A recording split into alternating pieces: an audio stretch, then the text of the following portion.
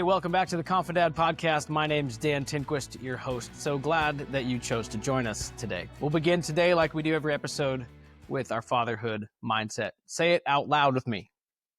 I'm the only one who can fulfill the father role I have, so I choose to do it well. I get to show up well for my kids. Imperfection is reality. Ownership is a choice. Today is brand new, and so is tomorrow. I am wholly loved, so I will love wholly.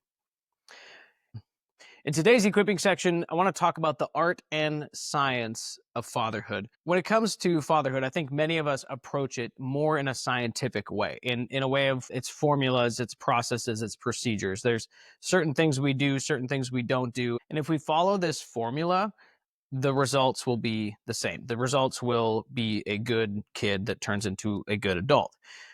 And I think that that is somewhat helpful, but when it falls apart is when that formula doesn't fit the kid. I said it before that I've run into parents who said, well, I raised them all the same and they turned out so differently. Well, that's because each kid is a different person who is going to become a different adult, and not all of us are going to thrive in the same environment. So adapting to the needs of each kid doesn't always work in a formula.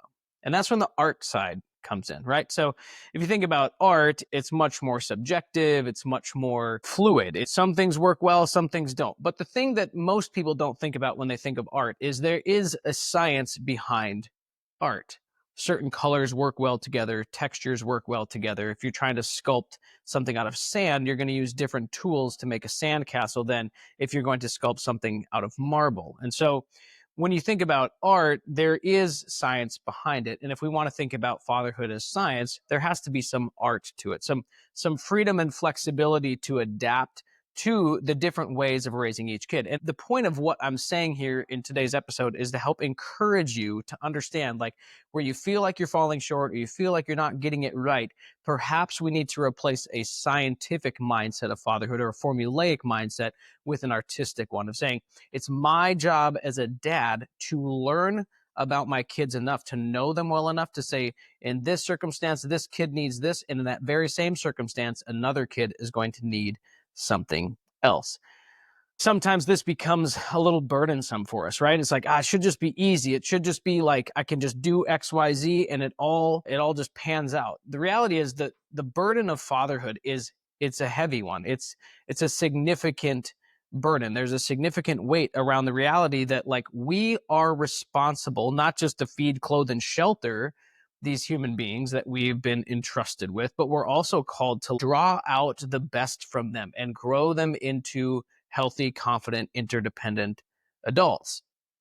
It's not an easy job, right? We talk about all the time how we need a village, and it requires community, and it requires interdependence between adults to say, I need help with this and I can help you with that. And seeing that as a necessity is a helpful way for us to understand the art of fatherhood.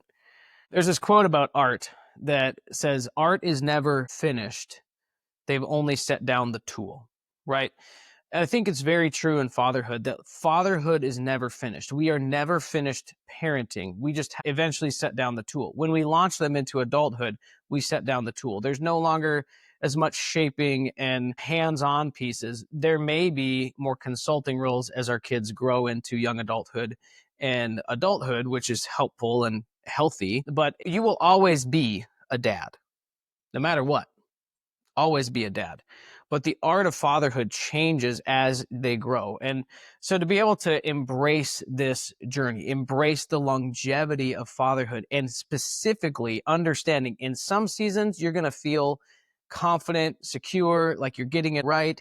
And then as soon as that comes, something changes in your family, something changes in your kid. Maybe they hit puberty and it starts to get a little bit different and a little bit more difficult. And so you have to go back to the drawing board and understand reinventing how you're doing the things you're doing is an important step in becoming flexible and in becoming strong in the art of fatherhood, right? So I hope this is encouraging for you today, because you might feel like, I don't know where to turn. I don't know how to get it right. I don't know what to do. The question is, much like an artist who were to hold himself up in a studio all day, every day, and never ask for any kind of feedback or never bring their art into the world, if we as fathers never bring our fatherhood into the world or into a trusted group of other dads to ask, what do you think about this?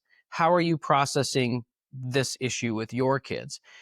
If we're always just alone in it, it's going to be frustrating and we'll never understand the full breadth of what we have or what we can do with this art of fatherhood.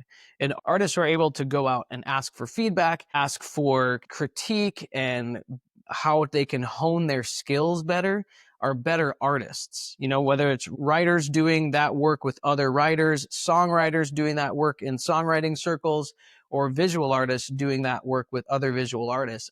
A key to unlocking the art of fatherhood is being in the room with other dads and seeing how they're doing it, seeing what they're struggling with, and celebrating what they're celebrating. Because when we see that there's no one's got it all together, no one is perfect, but maybe I'm not as bad as I thought I was, or maybe the struggles I have aren't just me, it's other people struggling with this. What it allows us to do is bring our art of fatherhood into the open. I wouldn't encourage this to become like a thing you do to everyone, but where are those small groups of dads that you have to bring that into? And this is really hard for dads to be able to talk about the hard things. I get it. I understand. I have coffee and connection with dads every week. And when we dive deep, a lot of times they struggle to really open up and understand he's a trustworthy place. I don't really know where that comes from. Maybe it's a spirit of competition, a comparison, or just feeling uneasy by talking about real things, because it's a lot easier to talk about business or sports or small talk. But when we want to understand ourselves as dads, when we want to understand the best thing that our kids need from us, it's going to require building up trustworthy relationships with other men to be able to process this art and science of fatherhood with. And so if you have that group, awesome. Good for you. I'm going to cheer you on because we need each other. If you don't have that group, hit me up. I would love to have you join our community. It's a growing community. It's thriving. And what we get to do with and for each other in each other's lives is such a gift. And it is scary. It is risky. It is something that is a little bit uncomfortable at the beginning. But I wholeheartedly believe that the best things happen in life on the other side of risk. Not only in a family setting where we talk about family culture framework and in the episode on adventure and saying like, how can we push ourselves to a place where we're not sure if we're going to be able to make it, but let's get close. The same thing's true when it comes to unpacking and quote unquote doing life with other dads. It's going to feel risky. It's going to feel a little bit uncomfortable at first and maybe even along the way. But are we willing to do the hard things to become the dad that our kids need?